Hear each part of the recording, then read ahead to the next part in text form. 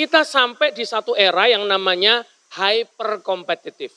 Jadi hyper competitive, bukan lagi intense competition, bukan lagi that, more than intense, hyper.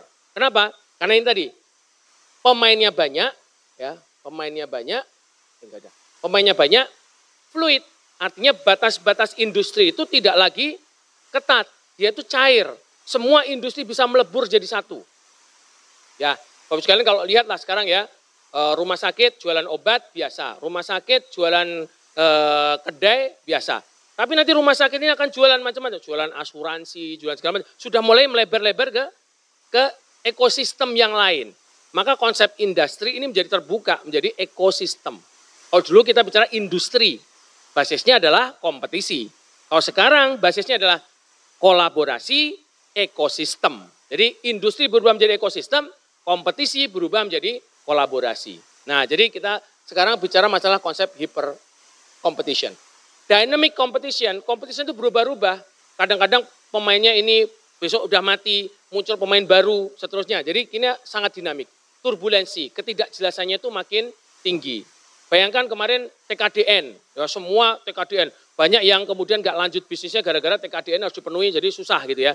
Sekarang, udah nggak usah ada TKDN. Kemarin ada pidatonya gitu kan. Nah, bingung, karena turbulence. Tadinya mau TKDN, nggak jadi TKDN. Katanya ada kuota, mungkin nggak jadi kuota. Tapi sebagai bisnismen, ini salah satu yang memang harus diperhatikan. Kita hidup di dalam era bisnis yang selalu penuh ketidakpastian. Nah, oleh karena itu apa? Menurut Cica Dieveny ada 7S. Ya, 7S. Stakeholder satisfaction. Jadi kita perlu meyakinkan bahwa stakeholder itu punya kepuasan yang maksimal. Strategic soothsaying. Ramalan strategik.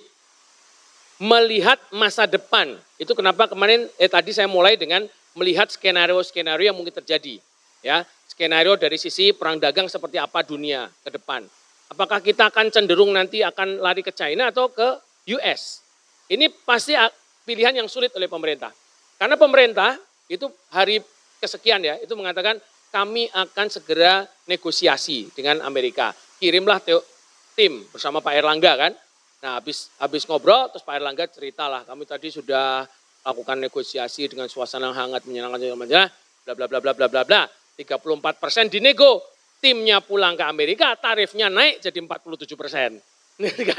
Jadi naik, ini malah naik. Nah, hari berikutnya China mengumumkan, Presiden Xi Jinping bilang, barang siapa negara-negara yang negosiasi dengan Amerika secara rahasia maupun secara terang-terangan yang berpengaruh pada kepentingan Cina, kami akan terapkan retaliasi yang sama. Akan di-ban juga oleh China. Bingung kita. Ya ke sana kena, ke sini kena kan. Nah, jadi kita perlu punya strategic soothsaying. Kita tuh nanti mau kemana sih?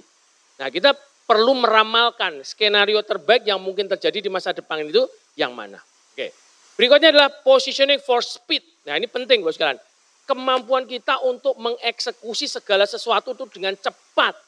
Sekarang ini udah nggak lagi masanya nunggu. Lelet, ketinggalan pasti. Jadi cepat, punya ide gini, varian baru, langsung rilis, besok seminggu udah jalan. Oh nggak cocok ya perbaiki. Jadi ada konsep namanya proses untuk memperbaiki, learning, fast experimentation, Anda lakukan learning. Nah itu kita sebut dengan speed. Nah ini nanti kita ada bahasan khusus mengenai bagaimana organisasi supaya cepat gitu ya, tapi ini penting.